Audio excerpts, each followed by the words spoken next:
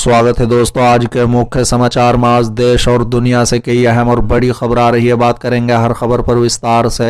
शाही ईदगाह मस्जिद में हिंदू महासभा के जलाभिषेक के ऐलान के बाद छावनी बना मथुरा। एक और बड़ी अपडेट, मुस्लिम 40 करोड़ है कमजोर न समझना, सपा सांसद शफीकुर रहमान बर्क का बड़ा बयान। इसी के साथ अगली बड़ी खबर में आपको बताएंगे, मनजिंदर सिंह सिरसा को बीजेपी में शामिल होने के बाद किसानों में गुस्सा, फूंका पुतला। एक और बड़ी अपडेट, सी और एनआरसी को लेकर हुए जुल्म के वक्त कहां थे अखिलेश, प्रियंका गांधी ने साधा निशाना। इसी के साथ अगली बड़ी खबर में आपको बताएंगे, पंजाब में पैदा होने वाले हर बच्चे को मुफ्त शिक्षा देगी आप सरकार। एक और बड़ी अपडेट, मंदिर में जाके घंटा बजाएं, ओम प्रकाश राजभर ने दी सीएम योगी को सलाह, बोले अखिलेश यादव को बताया भावी मुख्यमंत्री। एक और बड़ी अपडेट, अकाली दल प्रमुख का बीजेपी पर गंभीर आरोप, केंद्र सरकार को लेकर किया बड़ा खुलासा। इसी के साथ अगली बड़ी खबर में आपको बताएंगे, किसान नेता राकेश टिकैत का बड़ा ऐलान, बोले अपने अपने डेरे संभाले, आंदोलन खत्म नहीं हो रहा है। तो चलिए देख लेते आज की पहली बड़ी खबर। शाही ईदगाह मस्जिद में हिंदू महासभा के जलाभिषेक के ऐलान के बाद छावनी बना मथुरा। दरअसल दोस्तों 6 दिसंबर को हिंदूवादी संगठनों ने मथुरा की शाही ईदगाह मस्जिद में जलाभिषेक का ऐलान किया है।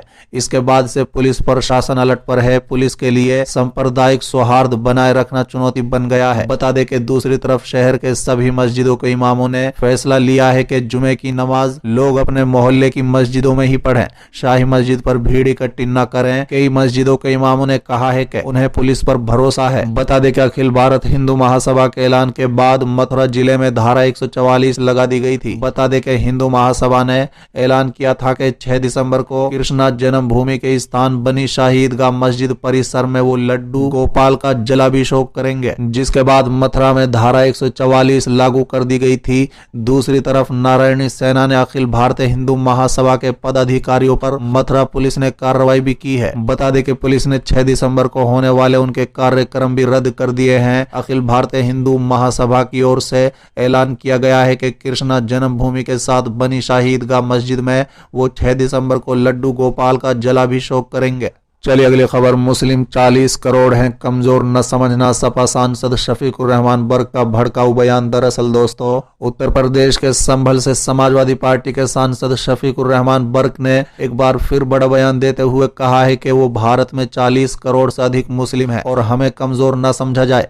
उन्होंने कहा है कि मथुरा में अयोध्या जैसी स्थिति पैदा की जा रही है, यदि इस बार ऐसा हुआ तो मुस्लिम अपनी कुर्बानी दे देंगे। बता दें कि बर्क का ये बयान सोशल मीडिया में तेजी से वायरल हो रहा है। बता दें कि एक इंटरव्यू में उत्तर प्रदेश के डिप्टी सीएम केशव प्रसाद मौर्य को लेकर उन्होंने कहा है कि जो कुछ भी हो रहा है वो कानून के खिलाफ हो रहा है। मौर्य जो कुछ भी कह रहे हैं वो ताकत के बलबूते पर ही कहना चाहते हैं। वो मुस्लिमों को कमजोर समझ रहे हैं, लेकिन देश का मुसलमान कमजोर नहीं है। साथ ही शफीकुर रहमान बर्क ने कहा है कि उस समय उन्होंने मस्जिद तोड़कर मंदिर बनवा लिया और अब उसको मथुरा में भी तोड़ना चाहते हैं, किंतु ऐसा होना नहीं दिया जाएगा। जैसे किसानों ने बलिदान दिया है वैसे हम भी देना शुरू कर देंगे। उन्होंने कहा है कि भाजपा उत्तर प्रदेश का विधानसभा चुनाव हार रही है, इसलिए इस तरह के बयान देकर हिंदू मुस्लिमों को भड़काया जा रहा है। ये सब कुछ चुनाव जीतने के लिए हो रहा है। बता दें कि डिप्टी सीएम केशव प्रसाद मौर्य ने हाल ही में ट्वीट करते हुए कहा था कि अब मथुरा की तैयारी है। चलिए अगली खबर, मनजिंदर सिंह सिरसा को बीजेपी में शामिल होने के बाद किसानों में गुस्सा, फूंका पुतला। दरअसल दोस्तों 3 कृषि कानूनों के रद्द होने के बाद भी अन्य मांगों को लेकर किसानों का आंदोलन दिल्ली की सीमाओं पर जारी है। वहीं मनजिंदर सिंह सिरसा को बीजेपी में शामिल होने के बाद किसानों में रोष है और किसानों ने अपना रोष जताते हुए सोनीपत कुंडली सिंगू बॉर्डर पर मुख्य मंच के पास मनजिंदर सिंह सिरसा का पुतला फूंक कर किसानों ने विरोध जताया है। बता दें कि किसानों ने कहा है कि मनजिंदर सिंह सिरसा को दिल्ली गुरुद्वारा प्रबंधन कमेटी का प्रधान चुना गया था। 26 जनवरी को दिल्ली में जो हुआ उसका वीडियो सिरसा ने जानबूझकर बनाई। किसानों ने कहा है कि जब तक एमएसपी पर गारंटी और मुकदमे वापस नहीं होंगे आंदोलन समाप्त नहीं होगा। अगर किसी और किसान नेता ने ऐसा किया तो उसके घर पर ताला लगा देंगे। चलिए अगली खबर, सी और एनआरसी को लेकर हुए जुल्म के वक्त कहां थे अखिलेश, प्रियंका गांधी का बड़ा बयान। दरअसल दोस्तों कांग्रेस महासचिव प्रियंका गांधी वाड्रा ने गुरुवार को समाजवादी पार्टी अध्यक्ष अखिलेश यादव पर तीखा प्रहार करते हुए कहा है कि चुनाव के वक्त सेकेरे हुए अखिलेश और एनआरसी के खिलाफ आंदोलन के दौरान हुए सरकार के जुल्म के वक्त कहां थे। बता दें कि प्रियंका गांधी ने सपा और बसपा पर भाजपा की ही जाति और धर्म की राजनीति को आगे बढ़ाने का आरोप लगाते हुए कहा है कि ये दल समझते हैं कि ऐसी सियासत करके वो वोट हासिल करेंगे और अपना अपना मौका मिलने पर राज करेंगे।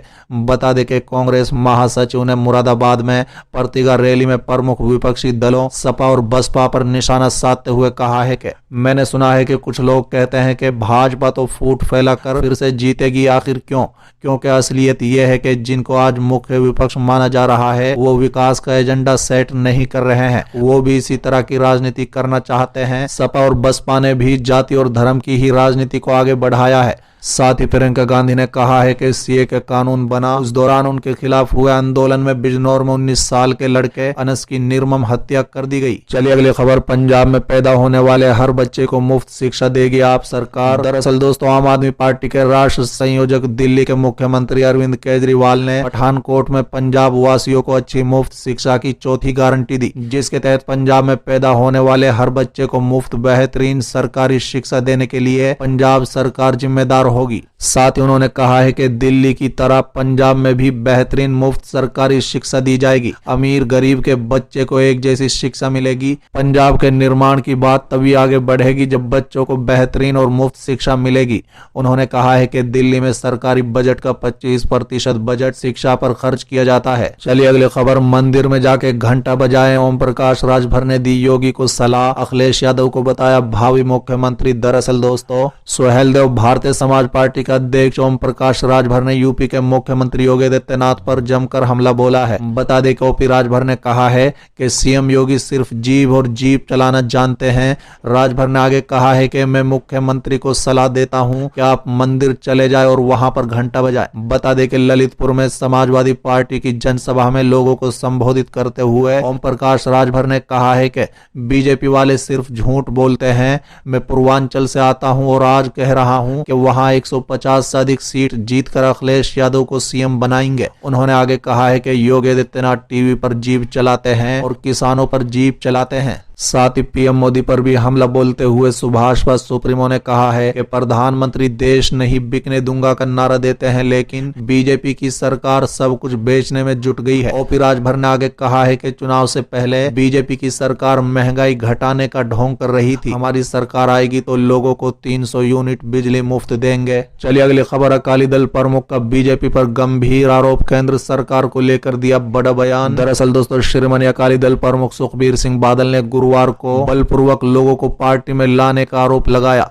सुखबीर सिंह ने कहा है कि बीजेपी ने मनजिंदर सिंह सिरसा पर दबाव बनाकर पार्टी की सदस्यता दिलाई है। उन्होंने कहा है कि हम किसी भी ऐसी ताकत से नहीं डरते हैं और हम उनका सामना करने के लिए तैयार हैं।